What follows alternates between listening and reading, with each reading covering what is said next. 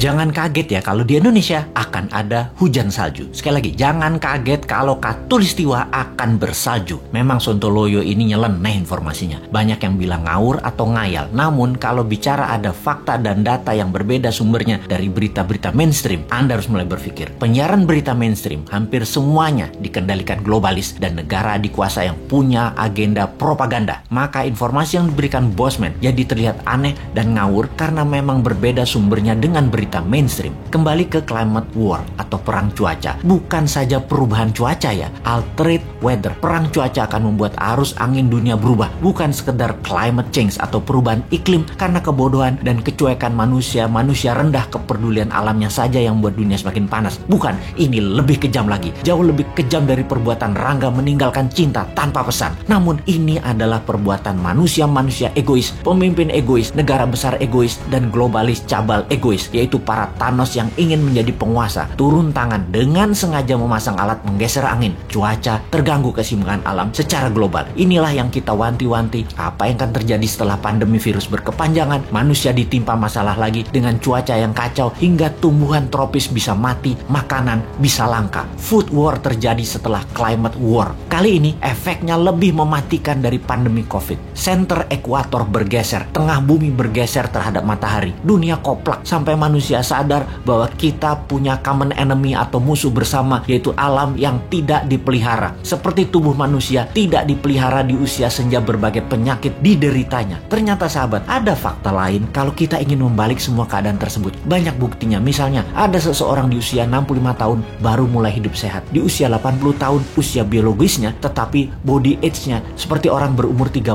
tahunan karena dirawat dengan baik walaupun mulainya dari umur 65. Dia makan sehat, olahraga, dan lain sejenisnya. Sekali, padahal selama 65 tahun hidupnya berantakan, namun ketika diputuskan berubah 180 derajat, balik arah, semua bisa jadi muda lagi, sehat lagi. Dunia pun sama. Selama ini dunia tidak dirawat oleh manusia, maka penyakit bumi itu banyak. Hal inilah yang membuat bumi menua dengan cepat dan menjadi renta. Tapi bukan tidak bisa disembuhkan. Bisa, selama kita semua sepakat berjuang memperbaiki. Indonesia di tahun 2045 adalah pemimpin yang akan memimpin perbaikan alam dunia ini semua. Untuk itu, New Mind selama 24 tahun ke depan hingga tahun 2045 akan pegang kendali utuh, menyelesaikan masalah dalam negeri dan luar negeri, menyetop kegilaan Amerika dan Tiongkok, serta menyetop globalis cabal. Ini bukan impian kosong. Ini mungkin impian segelintir orang awalnya. Namun ketika 1 juta orang percaya, akan jadi collective belief. Ketika 10 juta orang pertama, kekuatan keyakinan makin besar. Dan ketika 100 juta orang percaya, maka Indonesia akan bergetar.